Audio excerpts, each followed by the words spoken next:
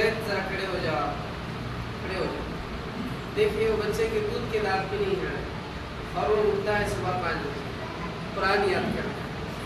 اسے کتنی مرتبہ اس کی ماں کی گود یاد آئی، کتنے مرتبہ وہ رات کے سوتے وقت میں اچھل کر اپنی ماں کو یاد کر کے وہ یہ چاہتا ہوگا کہ میں اپنی ماں سے لپٹ جاؤں.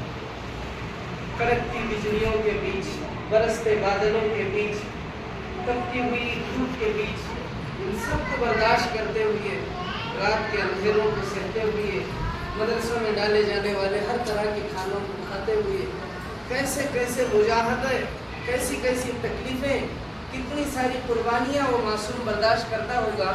اس کے لیے ہمارے پاس بولنے کے لیے الفاظ ہی نہیں.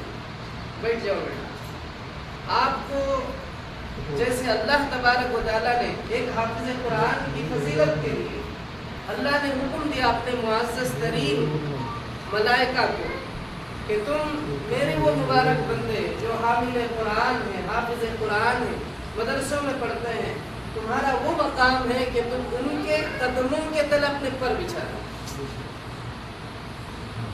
یہ پڑھنے والے یہ معصوم بچے، بھولے بھالے بچے جنہیں کچھ بھی دنیا کے بارے میں معلوم نہیں ہے، مگر وہ بچے اتنے معزز ہیں، اتنے متبرک ہیں، اتنے بابرکت ہیں، اتنے بڑے مقام اور رتبے کے حامل ہیں یہ کہ اللہ اپنی وہ معزز مخلوق کو جو معصوم ہیں، بے گناہ ہیں، جن کو کبھی تصور بھی نہیں کیا جا سکتا، سوچا بھی نہیں جا سکتا کہ وہ گناہ کریں گے، ایسی بابرکت مبارک جماعت، فرشتوں کی جماعت سے کہتا ہے کہ تم اپنے پر ان کے پاؤں تلے بچھا دو.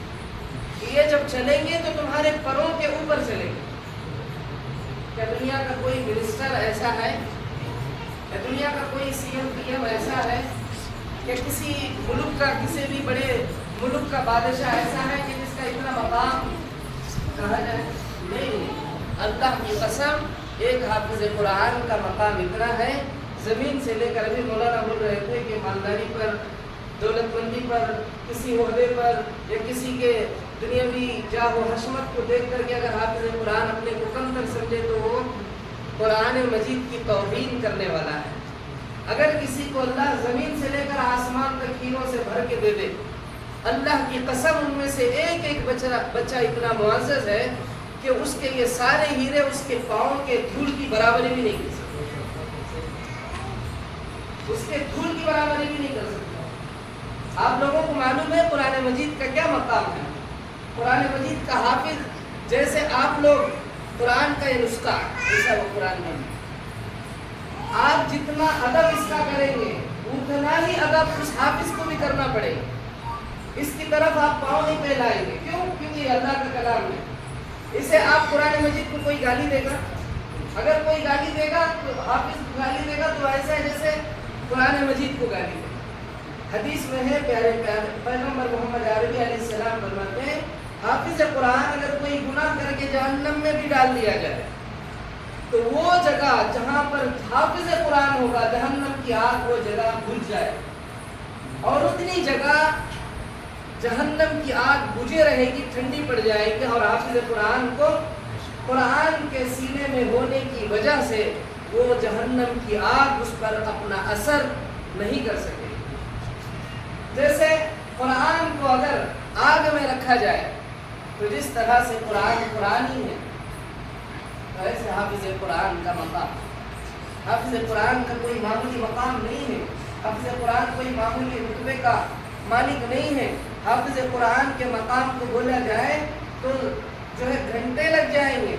جتنی تعریف قرآن کی ہم کر سکتے ہیں. قرآن کس کا کلام ہے؟